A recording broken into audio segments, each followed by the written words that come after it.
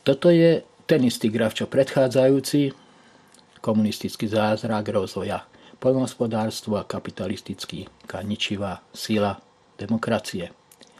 Ale máme tu paradox číslo 2. Je zaujímavé, že počas vlády komunistov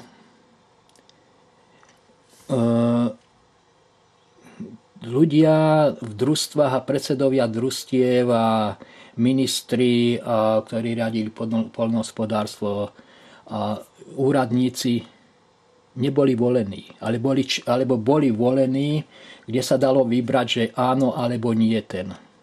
Že nebol výber z dvoch. Bol výber, že ho podporím alebo nepodporím. Takže to boli určitý druh komunistických volieb. Určitý druh systému, ktorý dokázal dať na miesta, na správne miesta správnych ľudí. Vzdelaných, ktorí vedeli, čo treba robiť.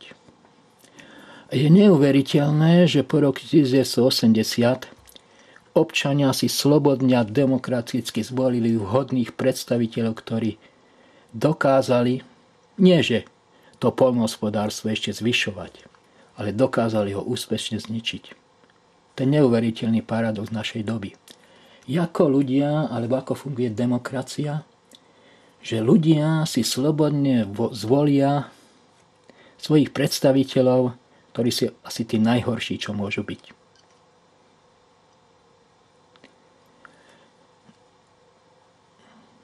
A prečo